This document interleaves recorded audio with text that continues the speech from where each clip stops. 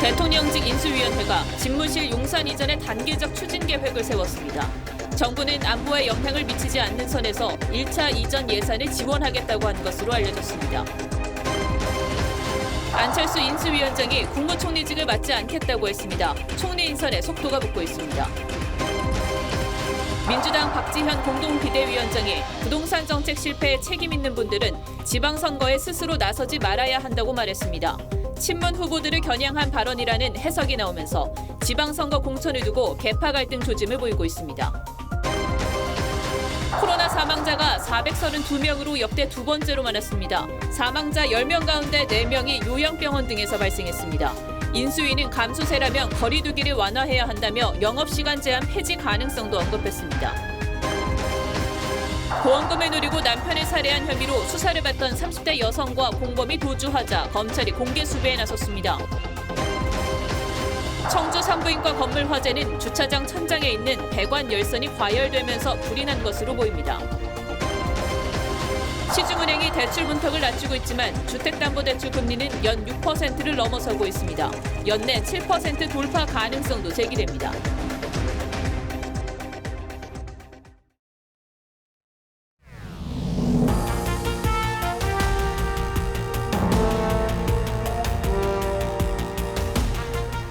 시청자 여러분 안녕하십니까? 뉴스9의 신동욱입니다. 문재인 대통령이 그제 윤석열 당선인과의 만찬에서 대통령 집무실 용산 이전에 협조하겠다고 밝힌 뒤 정부가 1차 예산 지원 의사를 밝힌 것으로 확인되었습니다. 안보 우려가 없는 선에서의 이전 작업은 우선 협조하겠다는 뜻인데 인수위도 단계적 이전 계획을 수립하면서 현 정부와의 절충점을 찾고 있습니다. 다만 이 정도의 협조에 당선인 측이 만족할 만한 수준인지는 아직 불투명해 보이고 5월 10일 윤석열 정부의 산뜻한 출발도 기대하기 어렵게 됐습니다. 오늘은 이태희 기자의 단독 보도로 뉴스9 시작하겠습니다. 문재인 대통령은 집무실 이전엔 협조하겠다면서도 안보 공백에 대한 우려를 보였습니다. 국가 안보와 국민 경제, 국민 안전은 한순간도 빈틈이 없어야 합니다. 윤석열 당선인과의 만찬 이후인 어제 국무회의에도 용산 이전을 위한 예비비는 상정되지 않았지만 대신 국방부 등을 통해 안보에 영향을 미치지 않는 선에서의 1차 이전 예산은 지원하겠다는 입장을 전해온 것으로 알려졌습니다. 대통령 집무실 이전을 위해선 국방부 본관 내 부서는 합동참모본부나 국방부 별관 등으로 분산 이전될 예정인데 우선 합참으로의 이전은 진행시키지 않는 것이 1차 예산 지원의 조건으로 전해졌습니다. 청와대 이전 TF 관계자는 당초 요청한 496억 원 예비비 중 1차 이전 부분만 추려서 먼저 지원받게 될 것이라고 했습니다. TF와 국방부는 1차 이전 범위를 어디까지 할지 논의 중인데 당선인의 관저 이전 비용이 우선적으로 포함될 가능성이 높습니다. 빈틈없는 안보는 두 분 사이에서 이견이 있을 수 없죠.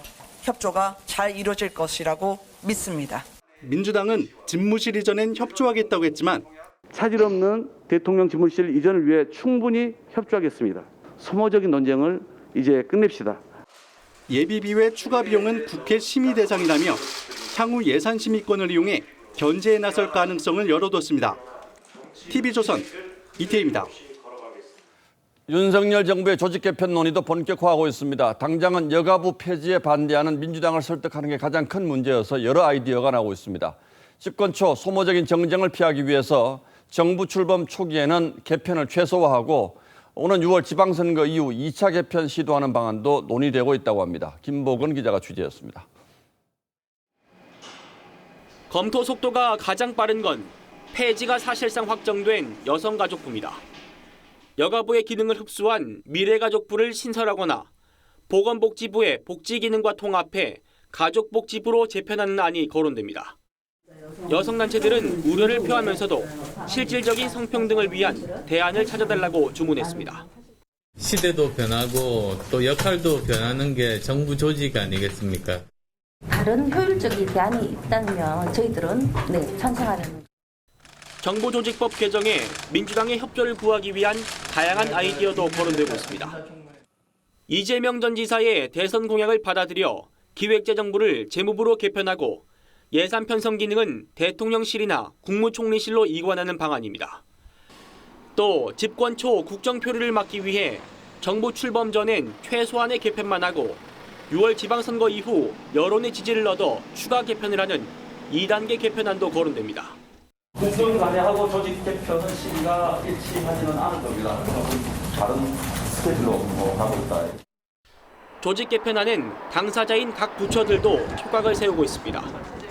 특히 현재 산업통상자원부 아래에 있는 통상부문을 외교부로 넘겨 외교통상부로 하는 아이디어를 두고 양 부처 간 상호 비난전까지 벌어지면서 인수위가 공개 경고하기도 했습니다.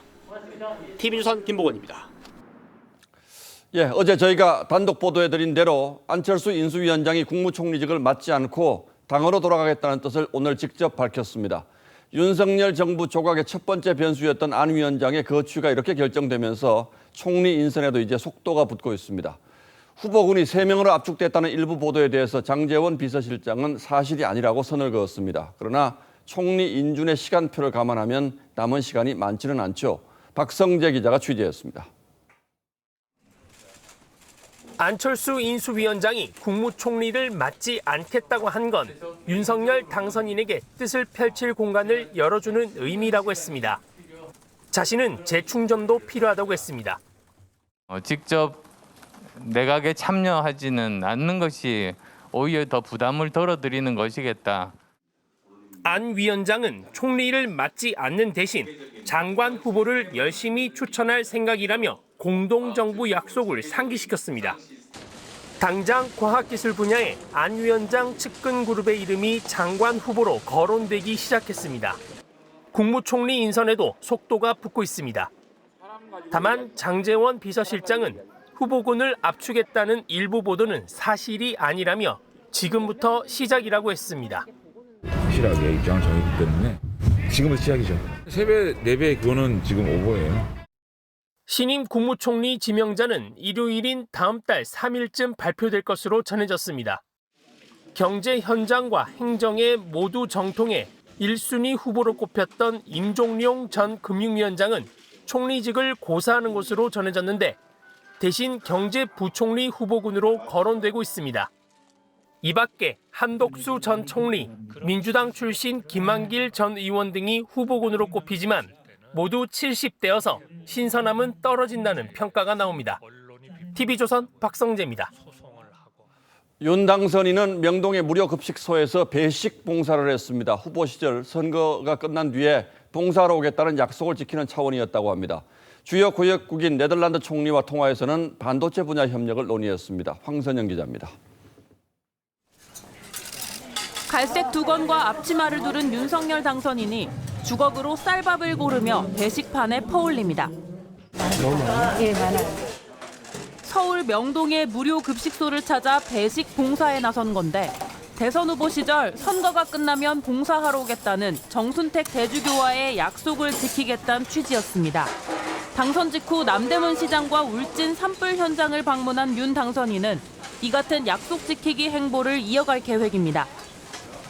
천주교 신자인 윤 당선인은 정 대주교에게 소외된 국민을 보살피겠다고 약속했고 어려운 일이 생기면은 어려운 분들이 제일 피해를 많이 보기 때문에 정 대주교는 분열 없는 정치를 당부했습니다. 가난하고 소외된 그러한 사회적인 약자들을 잘 챙겨주시는 그런 정부가 되시기를. 윤 당선인은 EU 국가 중 2위 교역국인 네덜란드의 마르크 리터 총리와 통화하며 반도체 산업 협력 방안을 논의했습니다. 미래 산업의 쌀이라고 부리는 그 반도체 산업, 이를 선도하는 국가들로서의 긴밀한 협력 구상이 미국과 중국에 이어 네덜란드 정상과도 공급망 관련 논의를 이어가면서 인수위 단계부터 반도체 공급난 해소에 의지를 보인 것으로 풀이됩니다. TV조선 황선영입니다. 예, 앞서 보신 대통령 집무실 이전 문제, 정부 조직 개편 문제, 그리고 국무총리 등 인사 문제, 인수위 앞에 놓인 고민이 첩첩산중입니다. 그리고 그 고민들을 모두 관통하는 현실적인 조건은 국회입니다. 이채림 기자에게 그 이유를 자세히 물어보죠. 자, 이채림 기자, 먼저 국무총리 후보군은 대충 다 나온 것 같은데 마무리가 잘 안 되는군요. 뭐 김한길이다는 얘기도 있고 또 한덕수란 얘기도 있고 여러 분들이 거론되고 있는데 아직은 다 가능성이 있다고 봐야 합니까? 네, 장제원 비서실장이 이제부터 인선이 시작이라고 말한 만큼 가능성은 모두 열려 있다고 봐야겠습니다. 예. 오늘 장 실장은 본인이 후보군을 압축해서 보고할 권한이 없다는 점을 분명히 했습니다.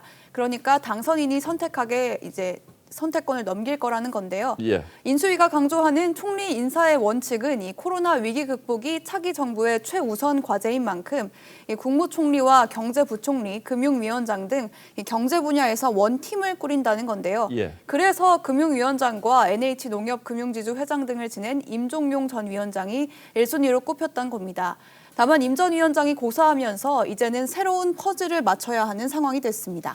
예, 원래 임종용, 최준경, 한덕수 이렇게 가장 유력하다고 했는데 임종용 전 위원장이 고사를 하면서 그래서 대안으로 거론되는 분이 한덕수 전 총리군요. 네, 그렇습니다. 그래서 한 전 총리를 총리로 지명하면서 임 전 위원장을 이 부총리로 경제부총리로 예. 지명하는 방안도 거론이 되는데요.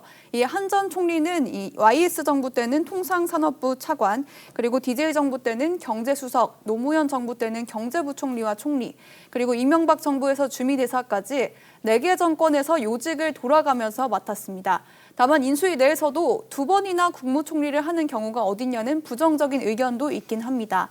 또 일각에서는 여권 출신인 김한길 전 민주당 대표가 통합 차원에서 가능한 카드로 거론되고 있습니다.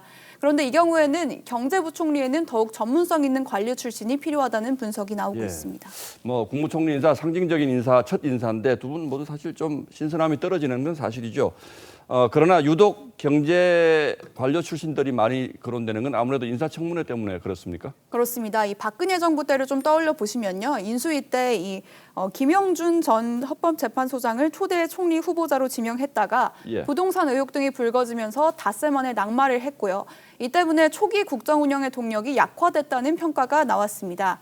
이 현행 청문회 제도를 무한주기식 청문회라면서 민주당이 도덕성 검증을 비공개로 하자고 주장을 해왔었는데 이제는 입장을 바꿔서 인선 검증을 벼르고 있는 만큼 새 인물보다는 문제없이 청문회를 통과할 인사를 찾는 게 제일 기준이 된 것으로 보입니다. 그래서 신선함이 떨어진다는 지적이 나오는 것도 바로 이 대목 때문인 것 같습니다. 예, 역대 정부를 보면 깜짝 발탁도 이제 많이 했는데 이번엔 좀 부담이 되는 이유가 조직 개편도 그렇습니다만 역시 여소야대 국회에서 국회를 통과할 수 있느냐 이제 이런 문제 때문에 그런 거겠죠. 그렇습니다. 역시 이명박 전 대통령 당시를 떠올리면요. 인수위 때 이 노무현 대통령이 이때 정부조직법 개편에 반대 의사를 밝혔습니다. 그래서 예. 전국이 급속히 얼어붙었던 전례가 있었는데요. 이때 여야와 인수위 부위원장까지 6명이서 이제 모여서 보름 동안 협상을 벌였고 결국에는 통일부와 여가부 존치로 절충점을 찾은 조직 개편안이 임기 사흘 전에야 겨우 국회를 통과했었습니다. 이번에도 여가부 재편 방안 등을 놓고 민주당이 반대하고 나설 경우에는 당시 상황이 재현되지 않으리라는 보장이 없습니다. 예, 조금 전 저희 보도를 보면 2단계 개편력이 그러니까 지금 쉬운 건 먼저 하고 지방선거 이후에 또 한 번 더 하겠다 뭐 이런 안도 있는 모양인데 지방선거 이후라고 뭐 달라지는 게 있을까요? 네, 결국에는 여론전입니다. 이 지방선거 전에 국민들을 설득할 시간을 벌고 또 대선에 이어서 지방선거에서도 승리를 한다면 의석수가 적더라도 여론의 호응을 통해서 안정적으로 꾸려갈 수 있다는 게 인수위의 구상으로 보입니다.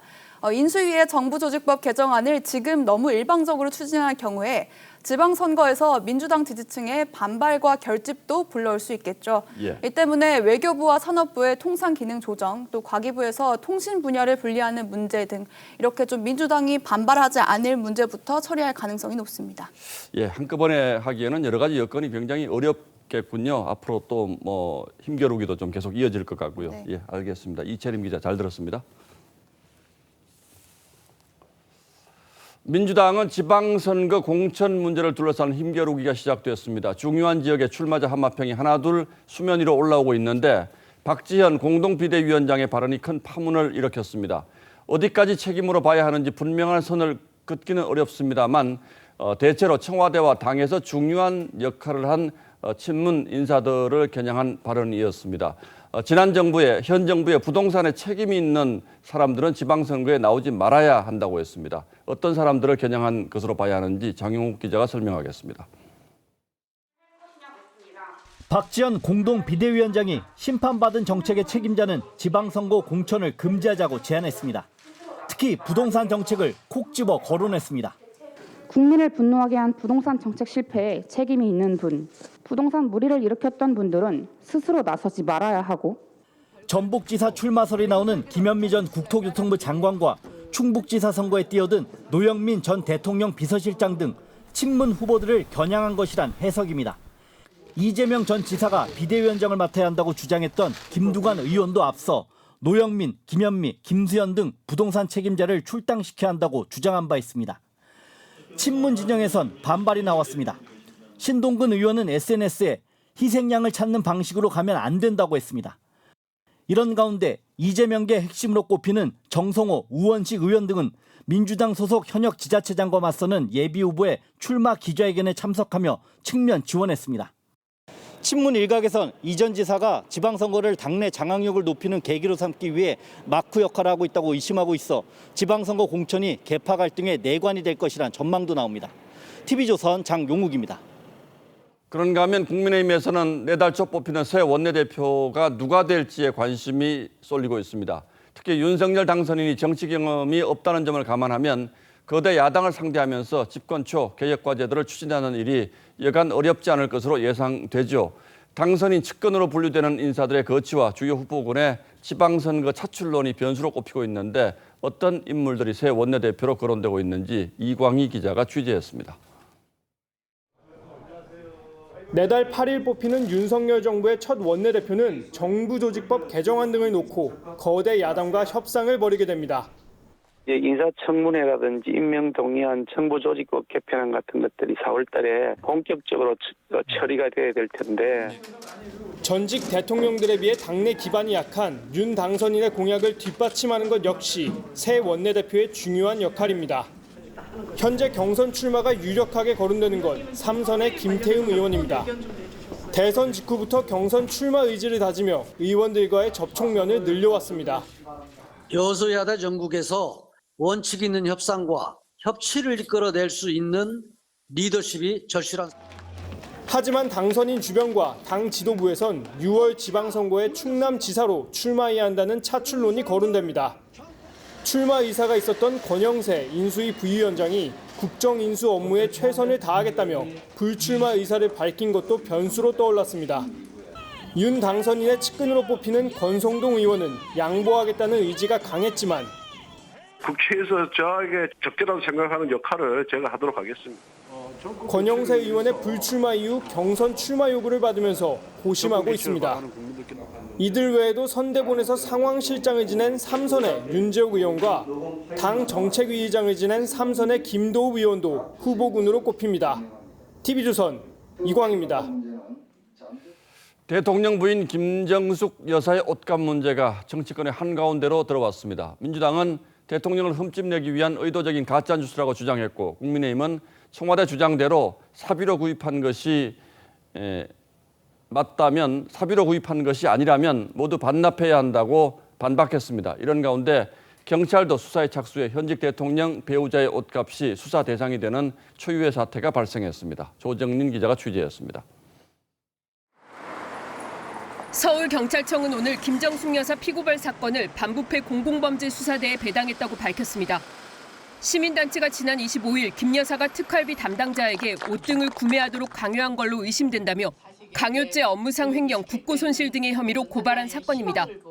청와대는 어제 사비로 부담했다고 밝혔지만 구체적 지출 내역은 밝히지 않았고 지난달 행정법원이 특활비 내역을 공개하라고 한 판결에도 불복하며 항소했습니다. 오늘은 탁현민 의전 비서관이 특활비의 옷값이 포함돼 있지 않다며 공개하기 어렵다고 했습니다. 특활비 안에도 여러 가지 항목들이 있고 그중에 공개하기 어려운 부분들이 있고 이를 두고 내로남불 논란이 제기됩니다. 문 대통령은 야당 대표 시절인 2015년 특활비 공개 확대를 주장하며 국회를 공전시키기도 했습니다.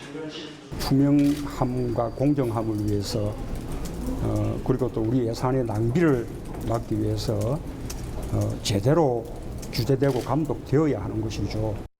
오늘 발표된 여론조사에선 응답자의 59.7%가 김 여사의 옷값 등 의전 비용을 공개해야 한다고 한 반면 공개할 필요 없다는 38.6%였습니다. TV조선 조정린입니다. 대통령 집무실 이전이 마무리되면 청와대는 시민 품으로 돌아갑니다. 새 정부의 의지에 변함이 없다면 아무리 넉넉히 잡아도 올해 안에는 되겠죠. 이 경우 청와대 개방으로 인한 경제적 효과를 둘러싸고도 논란이 있습니다. 문체부가 연간 2천억 원 정도 될 거란 예상치를 인수위에 보고하자 정부 여당이 발끈했고 한국경제연구원은 그보다 훨씬 클 거란 보고서를 냈습니다. 박상현 기자가 취재했습니다. 대통령 집무실 이전에 따른 청와대 개방에 경제적 효과가 나왔습니다. 한국경제연구원은 관광 수입이 연 1조 8천억 원에 달하고 GDP 증가 효과는 최대 3조 3천억 원으로 추정했습니다. 청와대의 수려한 경관과 대통령 근무지라는 특수성이 반영됐다는 평가입니다. 연간 1,670만 명의 관광객이 찾을 것으로 예측했습니다. 경제 주체들의 투자라든지 소비라든지 이런 게 증가할 수 있기 때문에 결국에는 국내 총생산, 즉 GDP가 올라가는 효과를. 국민들의 기대감도 큽니다.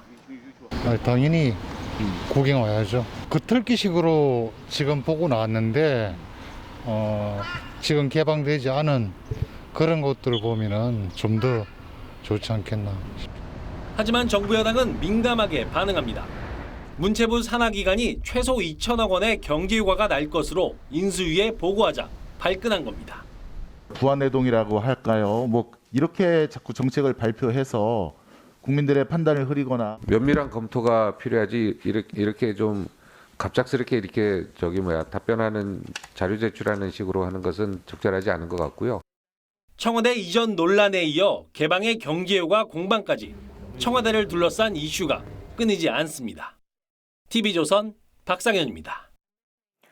네, 확진자 발생은 정점을 지났지만 시차를 두고 사망자가 급증할 거란 우려가 나오고 있죠. 오늘 코로나 사망자가 역대 두 번째로 많았습니다.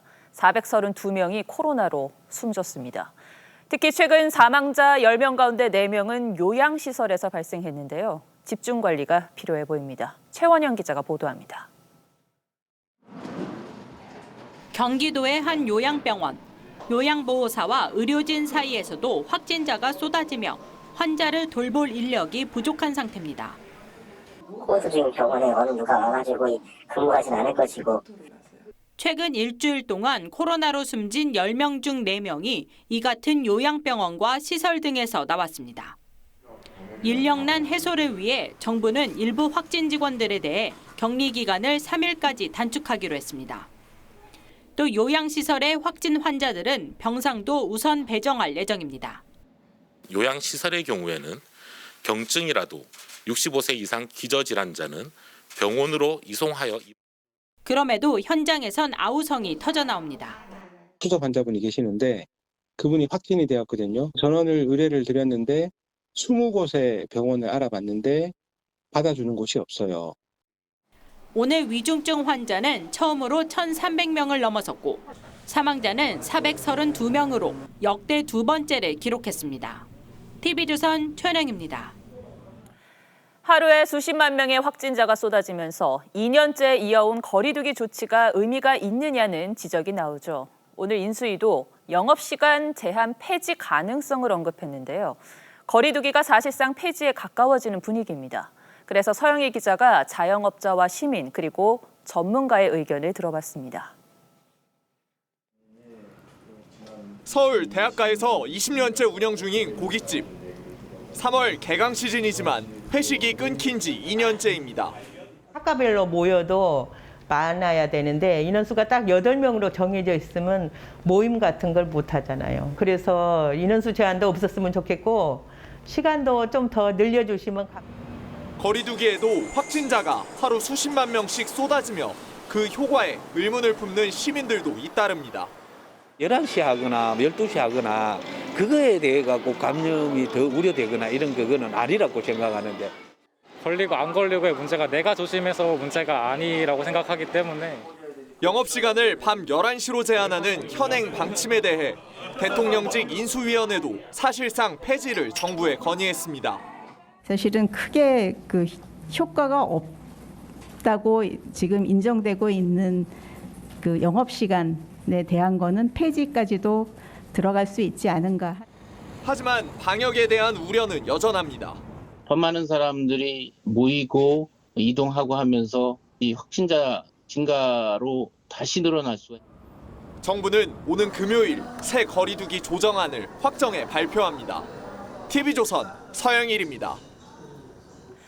어제 아찔했던 청주 산부인과 화재는 주차장 천장에서 시작됐습니다. 천장에 있던 이 배관을 감싸고 있는 열선이 과열되면서 불이 난 것으로 파악되고 있습니다. 김다루 기자입니다.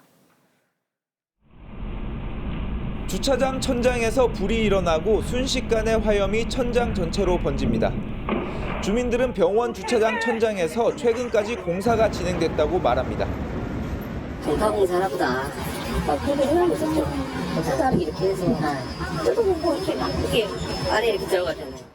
배관 공사에 쓴 가연성 스티로폼 단열재가 불길을 키운 겁니다. 불이 거기서 쏟아지는 건 뭐냐면 단열재인 가연물은 스티로폴밖에 없습니다. 소방당국은 천장 내부에 설치된 열선이나 단열재에 열이 축적되면서 불이 시작된 것으로 보고 있습니다. 지난 2017년 69명이 숨지고 다친 제천 스포츠센터 화재 참사와 닮은 꼴입니다. 당시에도 동파 방지용 보온 등 과열 등 주차장 천장의 정기적 요인이 원인이었습니다. 제 전하고 똑같아요. 필요 대관물 자체가 문제가 아니라 필요 대관물의 천장이 외부하고 이렇게 노출돼 있으니까. 이번 화재는 코로나19 방역을 위해 주차장 출입문을 평소에 폐쇄한 덕분에 병원 내부로는 불이 번지지 않았습니다. 경찰과 소방당국은 최근 진행된 주차장 천장 공사와 화재의 연관성을 집중 조사할 예정입니다. TV조선 김다로입니다. 3년 전 가평 계곡에서 남편을 살해한 혐의로 조사를 받던 30대 아내와 공범인 30대 남성을 검찰이 공개 수배했습니다. 두 사람은 보험금 8억 원을 노리고 남편을 살해한 혐의를 받고 있는데 1차 조사를 받은 뒤 행방이 묘연해졌습니다. 고서정 기자입니다. 검찰이 공개 수배에 나선 31살 여성 이은혜와 30살 남성 조현수의 모습입니다. 두 사람은 2019년 6월 경기도 가평의 용소계곡에서 수영을 못하던 남편 39살 윤모 씨를 계곡물에 들어가도록 강요해 살해한 혐의를 받고 있습니다. 검찰 조사 결과 남편에 대한 살해 시도는 처음이 아니었습니다. 2019년 2월엔 강원도 양양의 한 펜션에서 복어 독이 섞인 음식을 남편에게 먹여 살해를 시도했고 석 달 뒤에는 경기도 용인의 한 낚시터에서 남편을 물에 빠뜨려 살해하려다 미수에 그쳤습니다. 결국 가평 계곡에서 세 번째 시도 끝에 살인을 저질렀습니다.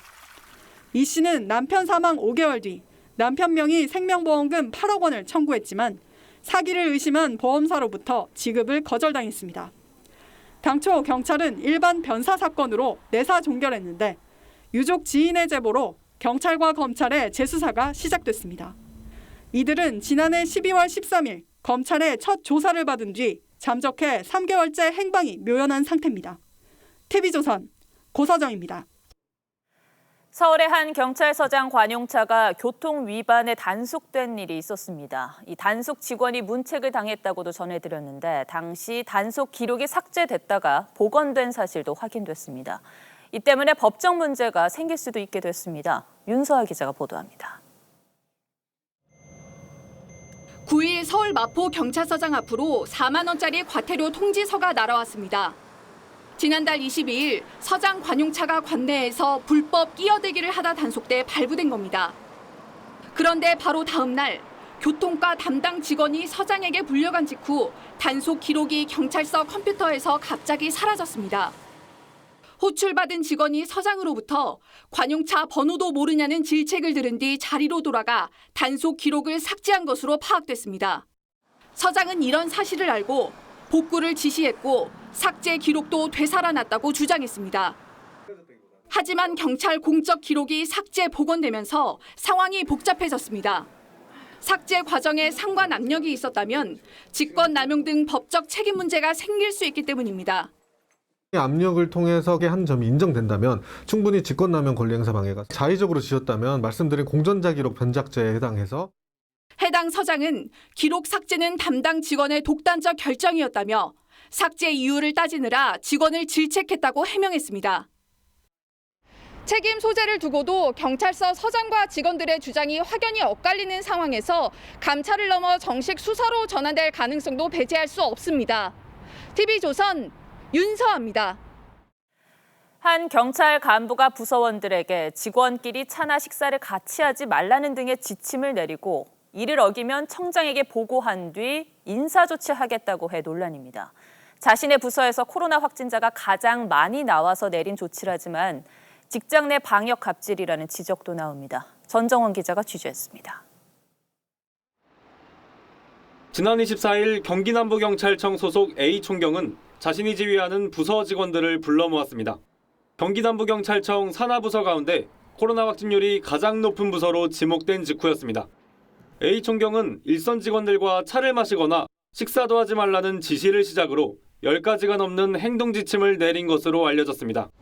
A 총경은 마스크를 벗는 상황을 만들지 말라며 확진자들은 집에서 편히 쉬고 왜 내가 대책 보고를 해야 하나 창피한 줄 알아야 한다고도 말한 것으로 전해졌습니다. 지침을 어길 경우 청장에게 보고해 인사조치하거나 사무실에서 책 만들기 등 직접 일을 시키겠다고도 엄포를 놓은 것으로 알려졌습니다. 경찰 관계자는 확진자를 죄인 취급하니 증상이 있어도 검사나 제대로 받을 수 있겠냐고 했습니다.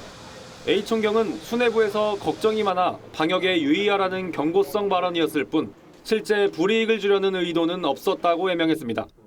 올 들어 한 시민단체에 접수된 직장 내 방역 갑질 사례는 129건으로 집계됐습니다. TV조선 전정원입니다. 이동권 개선 등을 요구해온 장애인단체가 인수위원들과 만난 뒤 출근길 지하철 시위를 중단하고 삭발투쟁에 나섰습니다. 그러면서 다음 달 20일, 그러니까 장애인의 날까지 인수위가 명확한 답을 하지 않으면 지하철 시위를 다시 할 것이라고도 밝혔습니다. 정준영 기자입니다.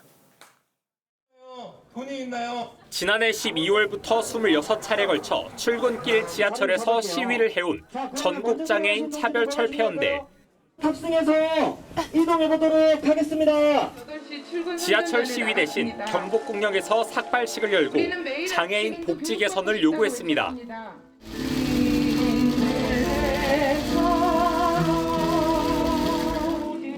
대통령직 인수위원회가 관련 예산 검토를 약속하자 시민의 불편을 주는 지하철 시위를 중단한 겁니다. 지하철에 엘리베이터가 설치되고 저상버스가 운행이 되어서 비장애인들처럼 이동이 자유롭고 교육을 받을 수 있고. 장애인단체 측은 정부의 모든 지하철역 승강기 설치와 평생 교육시설 예산 134억 원 편성 등을 요구해왔습니다. 지하철 시위를 비문명적 방식이라고 표현한 이준석 국민의힘 대표의 사과도 촉구했습니다. 출근 시간에 그런 건 약간 불편한 것 같긴 해요. 잘 협의해서 해결을 좀 잘 했으면 좋겠어요. 단체 측은 인수위가 내달 20일 장애인의 날까지 답을 내지 않으면 출근길 시위를 재개하겠다고 밝혔습니다. TV조선 정준영입니다. 우크라이나와 러시아의 휴전 협상이 진전을 보이는 듯합니다. 협상 분위기도 나쁘지 않았고 수도 키이우에서도 포성이 잠시 멈췄는데 그럼에도 아직 신뢰 있는 협상에는 도달하지 못했습니다. 미국은 러시아가 병력을 재배치하고 있다고 분석했습니다. 유혜린 기자입니다. 키이우 외곽, 러시아 탱크가 멈춰서 있습니다. більше так сильно не лізуть. Менше техніки, менше самого просування їхніх людей. 5차 협상이 끝난 직후 러시아는 군사작전을 줄이겠다고 밝혔습니다. Принято решение кардинально в разы сократить военную активность на Киевском и Черниговском направлении. 회담 분위기도 나쁘지 않았습니다. 안전이 보장되면 중립국화를 받아들이겠다는 우크라이나의 입장에 러시아 협상단은 푸틴에게 보고하겠다고 답했습니다. 크림반도와 돈바스 두 지역의 영토 문제는 앞으로 15년간 대화로 풀어가자고 우크라이나가 제안했습니다. 하지만 협상안일 뿐입니다. 양측의 불신은 여전합니다. Ми не бачимо підстав для довіри словам, що звучать від тих чи інших представників держави, яка продовжує воювати заради нашого знищення. 미국은 러시아에 속아선 안 된다며 키이우 공격을 중단한 것도 철군이 아닌 병력 재배치의 일환이라고 분석했습니다. 실제로 마리우폴 등 동남부의 요충지에선 교전이 이어지고 있습니다. TV조선 유혜림입니다. 우크라이나를 탈출한 고려인 동포들이 오늘 국내로 입국했습니다. 광주 고려인 마을과 시민들이 성금을 모아서 이들의 입국을 도왔는데요. 전쟁터에서 벗어나 가족 품에 돌아오는 모습을 박건우 기자가 담았습니다. 고려인 동포 23살 이스타니 슬라브 씨가 입국장으로 들어옵니다. 애타게 기다리던 부모를 만나 안도의 포옹을 나눕니다. 우크라이나에서 대학을 다니다 간신히 전쟁터를 탈출했습니다. Хорошая, прекрасная даже, потому что я подальше от всего этой ситуации на Украине. 루마니아 난민센터에 머물던 고려인 16명이 오늘 오후 5시쯤 인천공항으로 입국했습니다. 다음 달 1일에는 고려인 10여 명이 추가 입국합니다. 광주 고려인 마을은 지난달 24일부터 우크라이나에 살던 고려인 동포의 탈출을 돕기 위해 모금 운동을 시작했습니다. 시민들도 동참하면서 사흘 만에 1억 원이 모였습니다. 그냥 너무 마음이 아파요. 너무 힘들었으니까 이것 때문에 조금 도와주고 싶었어요. 지난 13일과 22일에도 고려인 동포 어린이 2명이 입국해 가족의 품에 안겼습니다. Ну, хорошая, да, мечта сбылась. Мечта сбылась, очень хорошая, веселая тоже. 친하고 감사합니다. 감사합니다. 광주 고려인 마을 측은 고려인 동포 2만여 명이 전쟁 난민이 된 것으로 보고 있습니다. 법무부는 우크라이나 동포에 대한 가족 초청 범위를 확대하고 장기 체류를 허용하겠다고 밝혔습니다. TV조선 박건우입니다.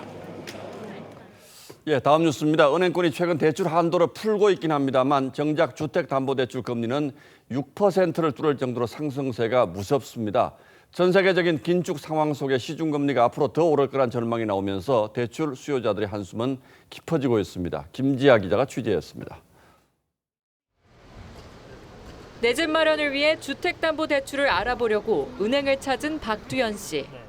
5년 고정 혼합으로다가 받으실 때는 4.07이었는데 이제 한 3.17이니까 4.2 정도다 이렇게 해가지고 생각을 해주시면 될 것 같아요. 훌쩍 뛰어버린 금리를 확인하고는 발길을 돌립니다.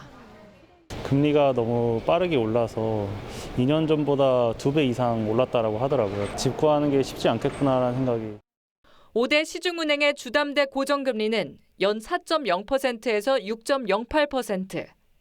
우리은행의 금리가 13년 만에 6%를 돌파했고 하나와 농협은행도 6%대를 눈앞에 두고 있습니다. 지난해 10월 5%로 진입한 지 반년도 안 돼서 6%대로 뛴 겁니다. 본격적인 금리 인상기에 맞춰 지표금리가 덩달아 뛴 탓입니다. 은행권에서는 연내 7% 돌파 가능성도 배제할 수 없다는 전망이 나옵니다.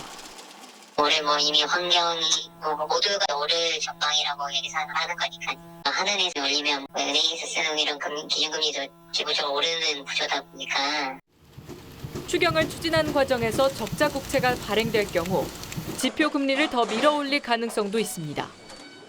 주택담보대출 변동금리와 신용대출 금리도 계속 오르고 있어 대출 수요자들의 부담은 더 커질 전망입니다. TV조선 김자입니다. 예, 앞서 보신 대로 대출금리 상승세가 심상치 않습니다. 이미 주택담보대출을 받으셨거나 앞으로 대출이 필요하신 분들 모두 걱정이 깊어지고 있는데 앞으로 얼마나 더 금리가 오르고 또 어떻게 대응하면 좋을지 따져보겠습니다. 자, 최원희 기자, 앞서 봤던 6% 상품은 고정금리 상품, 그러니까 대출금리가 변하지 않는 상품이잖아요. 그러나 변동금리를 쓰시는 분들이 더 많지 않습니까? 네, 올 1월 기준 우리나라 신규 가계대출 중 변동금리 비중은 약 76.3%입니다. 예. 조금씩 고정금리로 대출받는 분들 늘고는 있지만 여전히 변동금리가 대세입니다. 통상 고정금리가 변동금리보다 이자율이 더 높기 때문인데요. 은행이 금리 변동의 위험성을 떠안는 비용으로 가산금리를 붙이기 때문입니다.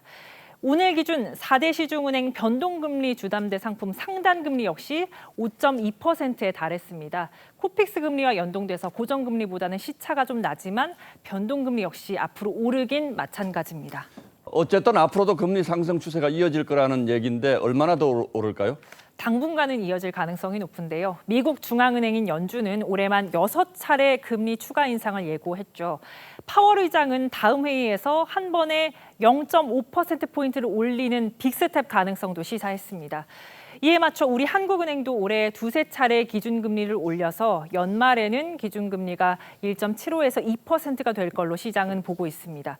이런 추세가 내년까지 지속되면 7%대를 넘어서 8%대까지도 봐야 하는 상황이 올 수 있다는 전망도 나오고 있습니다. 예, 이런 추세라면 당장은 부담이 좀 더 되더라도 고정금리로 돈을 빌리는 게 유리할 수도 있겠군요. 향후 금리 상승 여력이 많기 때문에 신규로 돈을 빌리시는 분들은 고정형 상품을 선택하는 게 유리할 수 있습니다. 그런데 금리가 최근 들어 가파르게 올랐기 때문에 기존 차주들, 특히 오래 전에 대출 받으신 분들은 이용 중인 상품 금리와 비교하신 뒤 신중하게 결정하는 게 좋을 것 같습니다. 이 상품에 따라서 언제 가입했는지에 따라서 많이 달라질 수 있어요. 낮은 수준에서 유지되는 상황인데 단순하게 그냥 상품을 갈아타면은 괴리가 좀 생각보다 클 수 있어요. 그런데 한편으로는 은행들 대출 문턱을 좀 낮춰주자는 분위기잖아요. 이렇게 금리가 자꾸 올라가면 부작용이 크지 않겠습니까? 정책은 완화되더라도 금리는 시장 상황에 따라 움직입니다. 새 정부에서 대출 규제 완화가 예고된 가운데 지난해 총량 규제에 묶였던 은행들은 올 들어 전세자금 대출에 이어서 신용대출 한도도 정상화 중인데요. 하지만 대출 이자가 올랐기 때문에 이른바 영끌족 등 취약차주의 부담은 가중될 수 있습니다. 한은에 따르면 2030 청년층의 취약차주 비율이 다른 연령층을 웃돈 것으로 나타났고요. 예. 코로나 이후 자영업자인 취약차주도 계속 늘고 있는 상황입니다. 절대적으로 부담해야 될 대출 이자 비용이 큰 상황이 되어서 소득이 그만큼 뒷받침되지 않는 상태에서 지출만 커지게 되면 결국에는 어려움을 겪는 분들이 많아지게 되고 예, 결국 이런 현상이 나중에 서민가계 부실이라는 부메랑으로 돌아오지 않도록 세심한 배려가 필요하겠군요. 네. 예, 잘 들었습니다. 최원희 기자.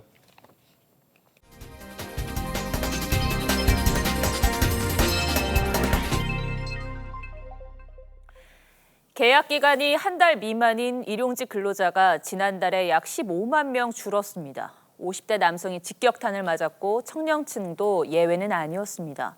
코로나와 기술 발달로 고용시장에서 가장 약한 고리로 꼽히는 일용직의 일자리 사정이 더 어려워지고 있습니다. 송병철 기자입니다.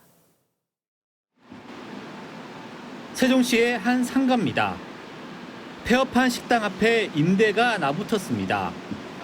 여기서 일하던 주방 보조 등 일용직 근로자들은 모두 해고됐습니다. 1회 3차 막 엄청나게 요즘 회식 필요 없잖아요. 식당이 이끌 옛날처럼 당연히 안 되죠. 지난달 계약 기간이 한 달 미만인 일용직 근로자는 106만 1,000명으로 1년 전보다 14만 9천 명이나 감소했습니다. 지난해 5월부터 10개월 연속 감소세입니다. 코로나19 장기화로 건설과 식당 등이 고용 충격을 받은 데다 기술 발달로 일자리가 사라지는 영향도 적지 않다는 분석입니다. 자동화나 기계화 비중이 높아지면서 전반적으로 일용직 고용이 많이 감소하는 추세고요. 연령별로 보면 50대가 7만 4천 명으로 가장 많이 줄었고 20대도 6만 명 감소했습니다. 특히 50대 남성은 7만 1,000명 줄어 그야말로 직격탄을 맞았습니다. 빨리 재취업할 수 있도록 지원하기 위한 정부 차원 또는 제도 차원의 노력, 정책적 노력 이런 것들이 긴급하다고. 전체 취업자 수는 1년째 증가세를 보인다고 하지만 고용 취약계층의 어려움은 이어지고 있습니다. TV조선 송병철입니다. 주변에서 코로나 확진자가 발생하는 게 일상처럼 돼버리면서 자가 진단키트를 이용할 일이 많아졌는데요. 이 비용이 만만치가 않습니다. 품귀 현상이 일어났을 때 정부가 진단키트 가격을 6,000원으로 고정시켰는데 공급이 충분해진 지금도 이 가격이 적당한지는 고민해봐야 할 것 같습니다. 이유경 기자가 취재했습니다. 한 사람당 5개 이하로만 구매할 수 있던 자가진단 키트. 이번 주부터 개수 제한이 없어졌습니다. 하지만 가격은 한 개당 여전히 6,000원입니다. 조금 넉넉하게 들어와서 저희가 키트가 부족했던 적은 없었어요. 정부가 판매가를 6,000원으로 고정하면서 저희가 약국이나 편의점으로 들어오는 사입과도 고정이 됐어요. 품귀 현상을 빚었던 때와 달리 자가진단 키트 생산 회사가 세계에서 최근 8개로 늘었고 일주일에 4천만 명분 생산이 가능해지면서 물량은 넉넉해진 상황. 시민들은 6천 원으로 고정된 진단 키트 구입 비용이 부담스럽습니다.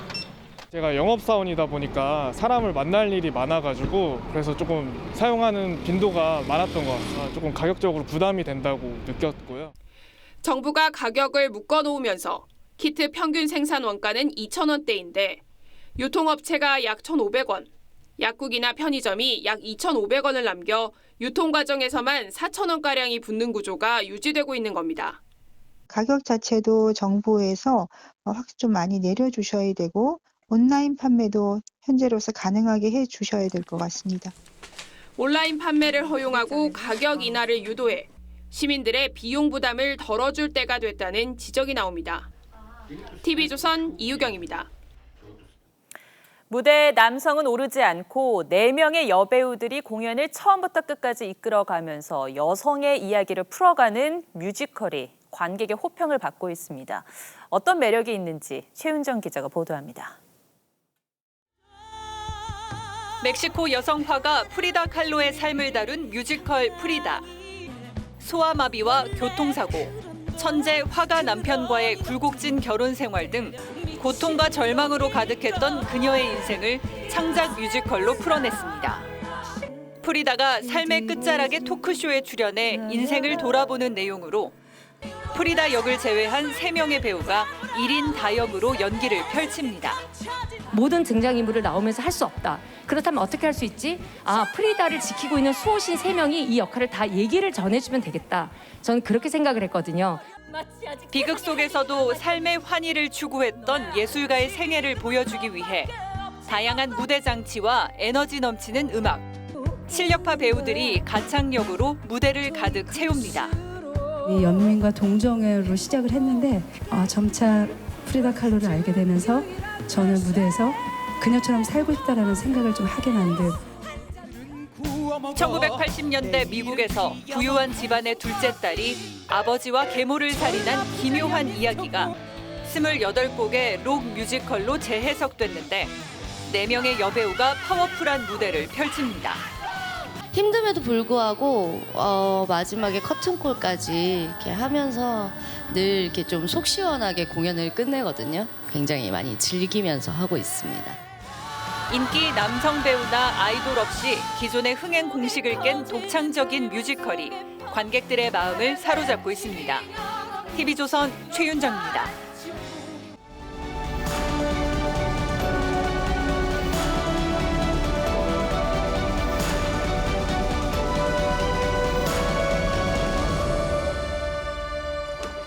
너는 첫 판부터 장난질이냐? 냉혹한 도박사 아귀는 불교의 귀신 아귀를 닮았습니다. 탐욕스러운 자가 죽으면 배는 산처럼 크지만 목구멍은 바늘처럼 좁은 아귀가 돼 굶주림의 형벌을 받죠. 입 크고 먹성 좋은 생선도 아귀라고 합니다. 하도 못생겨서 예전엔 잡자마자 재수없다며 배 밖으로 던져버려 물텀벙이라고 불렀죠. 닥치는 대로 아귀 삼켜서 뱃속에서 통째로 생선이 나오곤 합니다. 그래서 나온 속담이 아귀 먹고 가자미 먹고입니다. 보거 이갈듯 한다는 속담도 있죠. 보거가 잡혀 올라오면 이빨을 빠득빠득 갈며 배를 잔뜩 부풀립니다. 어디 두고 보자는 듯 성깔을 부리지만 그래봐야 꼬시래기 3살 뜯는 격입니다. 경상도에선 망둑어를 꼬시래기라고 합니다. 워낙 식성이 좋아서 동족의 살을 미끼로 걸어도 단숨에 먹어치우죠. 그래서 꼬시래기 3살 뜯기라고 하면 눈앞에 이익을 줬다 큰 손해를 보는 짓을 가리킵니다. 지금 우리 앞에서 벌어지고 있는 일들이 마치 그렇습니다. 대통령직 인수위가 임대차 3법 전면 손질 방침을 밝혔습니다. 임대차법은 전월세 값을 폭등시키고 전세 월세 전환을 부추겨 세입자들을 난민처럼 내몬 대표적인 입법 폭주 사례로 꼽히죠. 그래서 민주당을 설득해서라도 법을 고치겠다는 게 인수위의 생각입니다만 민주당은 당장 방어막부터 먼저 치고 나왔습니다. 임대차 3법이 뭔지 한번 살펴봤는지 모르겠습니다. 윤 당선인이 공약으로 밀어붙이고 있는 대통령 집무실 이전 문제도 마찬가지입니다. 문재인 대통령이 협조하겠다고 밝힌 지 이틀 만에 이전 비용은 국회 허가를 받아야 한다며 공을 국회로 넘겼습니다. 예비비 외에 추가되는 이전 비용은 국회의 심의 대상입니다. 이렇듯 좋게 얘기하면 협치고 나쁘게 얘기하면 민주당의 허락을 받아야 하는 일이 새 정부가 출범도 하기 전에 산처럼 쌓이고 있습니다. 이 와중에 민주당은 검찰 수사권을 완전히 박탈하는 이른바 검수완박을 다시 꺼내들었습니다. 당선인과 가족을 향해서는 특검법 압박 카드도 내밀었습니다. 때문에 윤석열 정부로서는 출범하자마자 식물 정부로 전락할 가능성도 전혀 없지는 않습니다. 그래서 무엇보다 중요한 것이 윤 당선인의 통합과 협치를 위한 노력일 겁니다. 단기간에 성과를 내겠다는 조바심도 버려야 할 겁니다. 하지만 민주당이 벌써부터 줄줄이 대립각을 세우는 것을 보면 사사건건 발목 잡기가 벌어지지 않을까 걱정이 되는 것도 사실입니다. 이라크전 때 미국인의 이목을 끌었던 공익 광고 하나 보시겠습니다. 병사가 총을 겨누는 포스터를 이렇게 전봇대에 감으면 결국 총구가 자신의 뒤통수를 겨누게 됩니다. 그리고 아래에 이런 글귀가 쓰여 있습니다. 3월 30일 앵커의 시선은 뿌린 대로 거두리라 였습니다.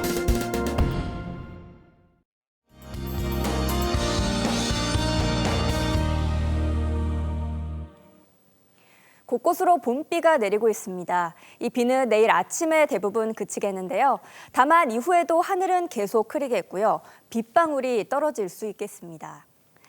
흐린 날씨에 햇볕도 없고 북쪽에서 찬 공기가 내려오면서 기온은 조금 떨어지겠습니다. 내일 서울의 낮 기온은 14도, 청주는 15도를 보이겠고요. 남부 지역은 대구가 14도, 전주는 15도가 되겠습니다. 해안가에서는 좀 더 쌀랑하겠습니다. 바람이 강하게 불겠고요. 바다의 물결은 최고 4m까지 매우 높게 일겠습니다. 모레부터는 다시 맑은 하늘 보실 수 있겠고요. 기온은 다음 주부터 차츰 오르겠습니다. 날씨였습니다. 3월 30일 수요일 뉴스9는 여기서 모두 마치겠습니다. 시청해주셔서 고맙습니다.